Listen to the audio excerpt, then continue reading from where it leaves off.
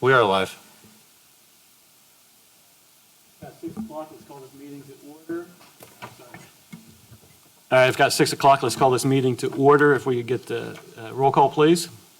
Miss Allaby? Present. Mr. Benner? Here. Mr. Cullinan? Here. Mr. First? Here. Mr. Zollers? Here. Is there any changes or additions to the minutes from May 5th?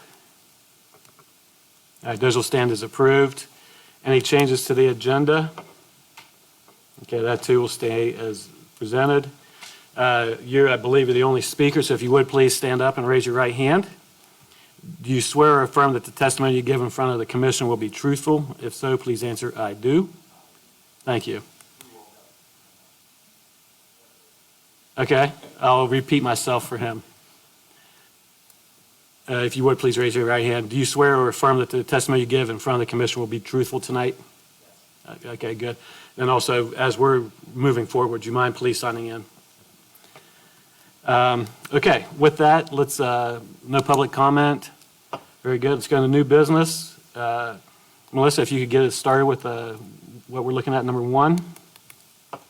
Yeah, I'll take that, Mr. Okay. Zollers. So we've got application 2022-5185. It's the southwest corner of Cedar Cliff and Broad Street.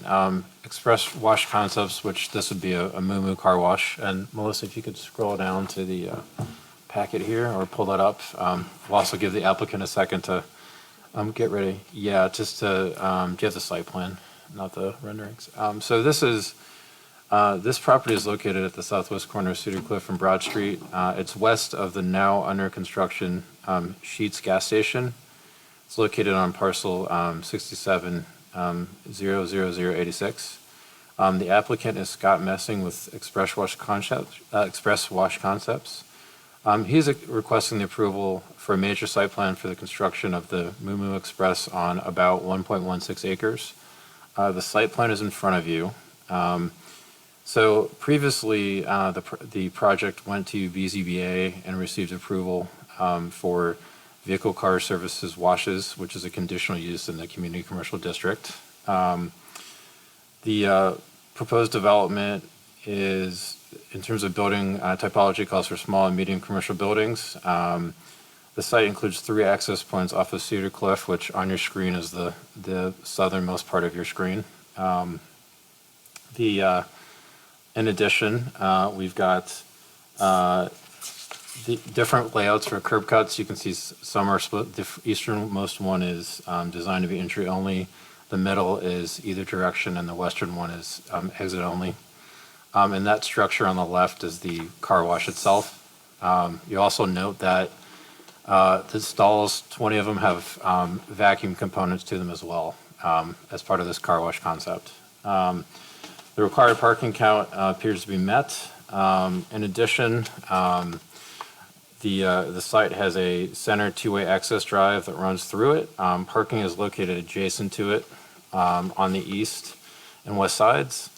Community commercial calls for parking located in the front, side, or rear yard well screened. So just wanted to flag that and make sure we're comfortable with the layout here of the parking. In terms of a traffic impact study, EMH&T did not require a study.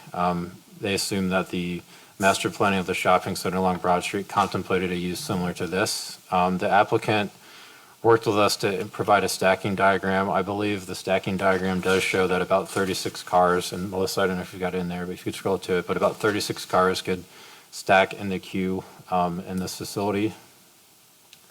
And then the materials proposed are English gray slate, hardy board, and batten siding, and Dover white and brick.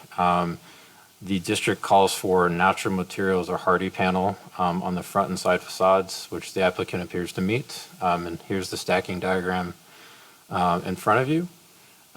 So with that, the commission should consider whether the proposed major site plan is consistent with the standards in the city zoning ordinance and comprehensive master plan. And as I mentioned, this was a conditional use, but it was approved at BZBA at the May 19th meeting. So with that, I believe the applicant is here. If you'd like to come and speak on behalf of your project, we would encourage that. Just The podium up front.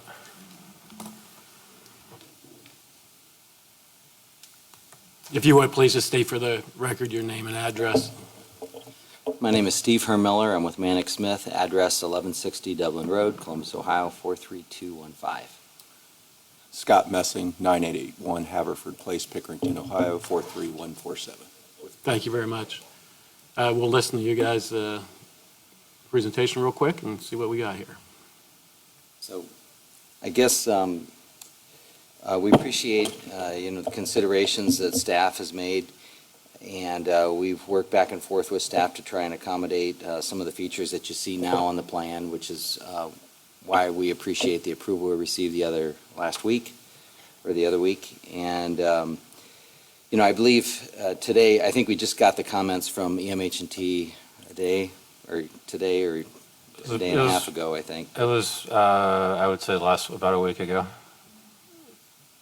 Okay, well, regardless, nothing in the comments that we're seeing on the site plan arrangement with the utilities, the access, none of those features are anything that is not achievable or concerning to us from a site plan perspective. There's plenty of buffering on the perimeter of the site along Broad Street and the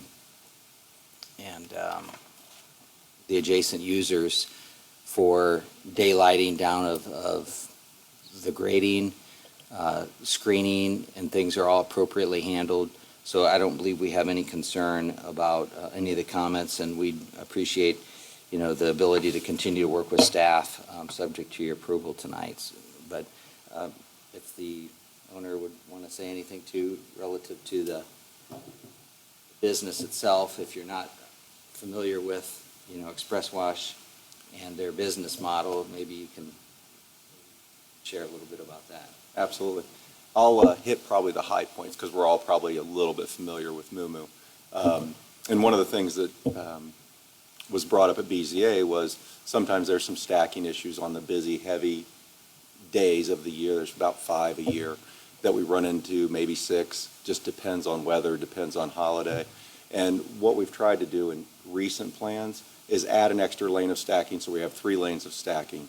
Plus, in addition to the 36 that was mentioned by Mr. Myers, you have another roughly 10 cars coming through the wash and stacked after they pass through the POS system.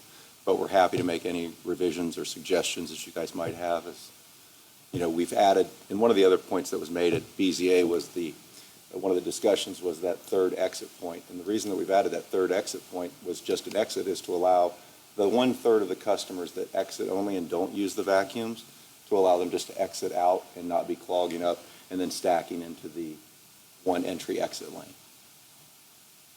If Okay, there's very any good. Thank you, questions, we're happy gentlemen. to address. I just want to note, I wanted to flag this.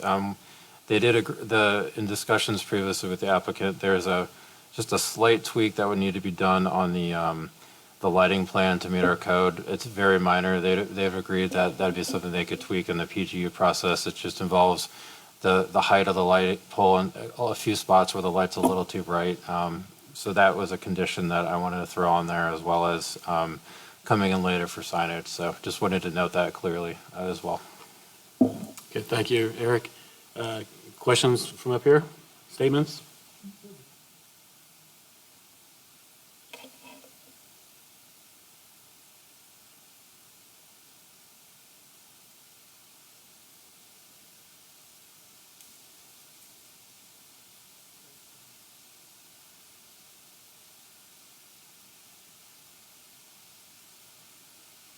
Okay, hearing no questions, I'll entertain a motion one way or the other on this matter.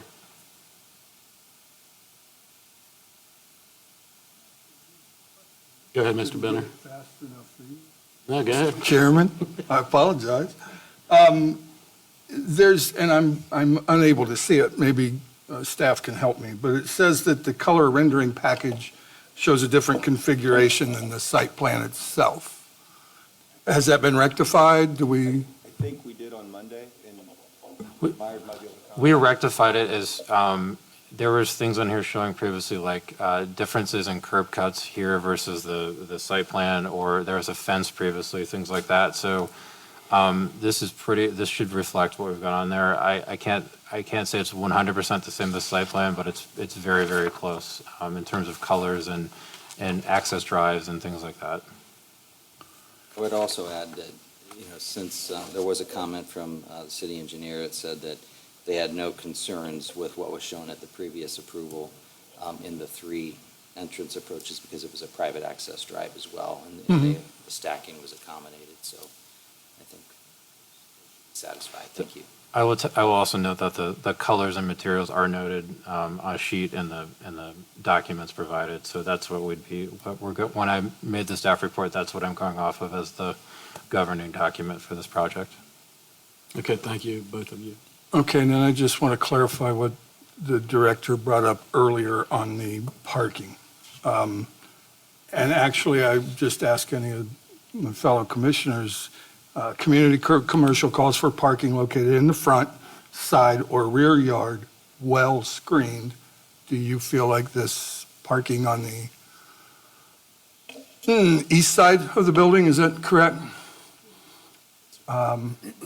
Complies with the community commercial requirements. Does anyone have any issues with that? I think you could make a generous argument that it complies in perhaps the intent, of the law. You could call that the side yard. You could call that the rear yard, I think.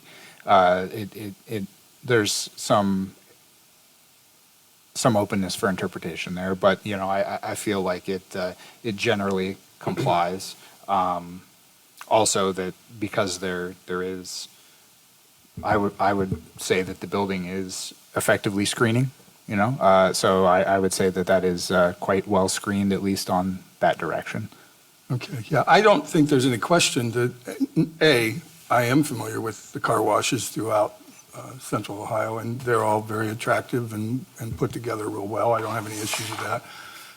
The well-screened part, the building does on the west side. Is there anything you could do landscaping-wise to help on the outside of that? I noticed flowers there, but Are we talking about on Broad Street? no. Where'd she go with my Can you go back to picture? the You previous took one? my picture away. Could you go back to the previous picture? Ooh, yeah. Stop it. Do you have a landscaping plan in your packet? Or- We do, yeah. You do? So Okay. on the east side of the vacuum, East side. So of that'd the be vacuums. yeah, you've got some, The right it side. looks like flowers or plants or something.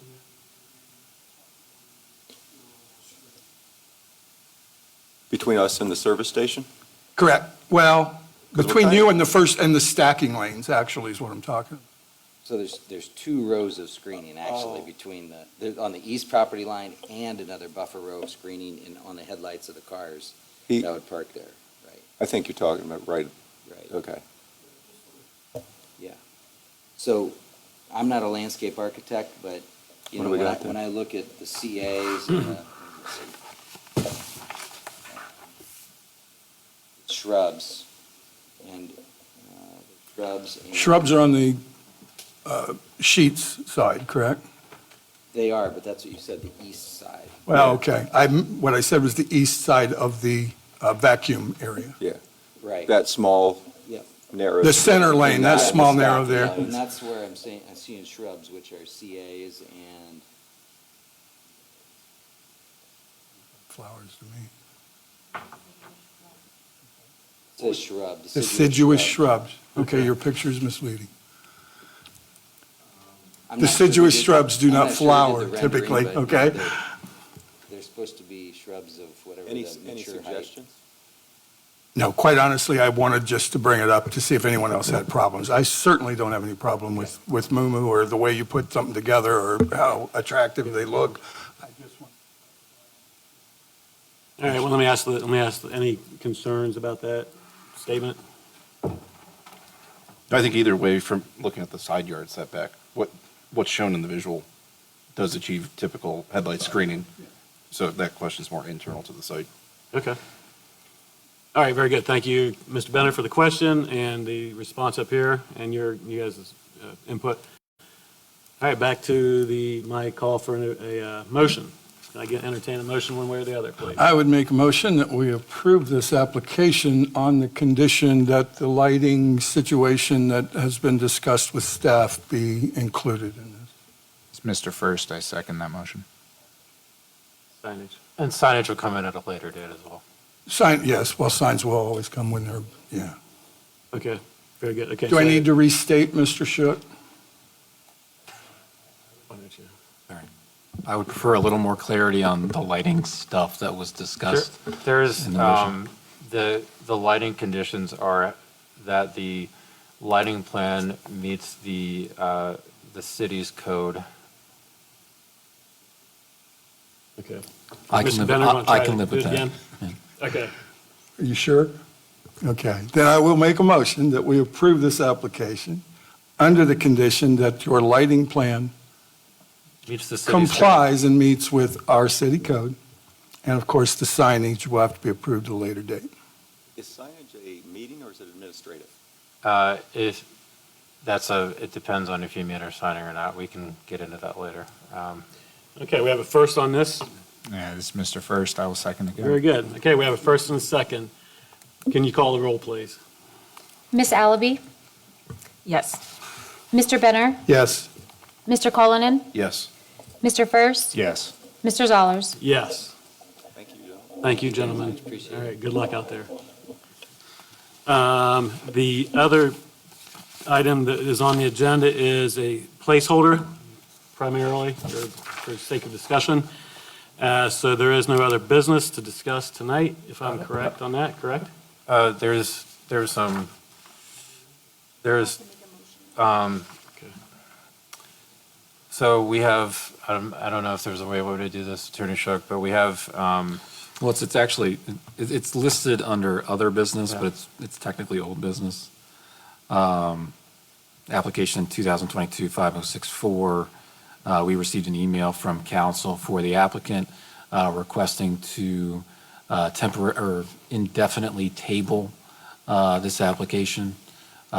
Staff does recommend a motion to table this application indefinitely based on their request. just for clarity, that was the Bryson, Maine rezoning request submitted by Skilk and Gold for the potential sheets. Okay, so that's just a note. We don't need to but act on can I that. ask a question, please? Why? Their attorney has said that they would like to work with us. I'm reading the email. We intend to use some time to continue to evaluate the merits of the proposal, work with you and others with the city administration and council. Okay, good. Mr. Shook, do we need is this just information?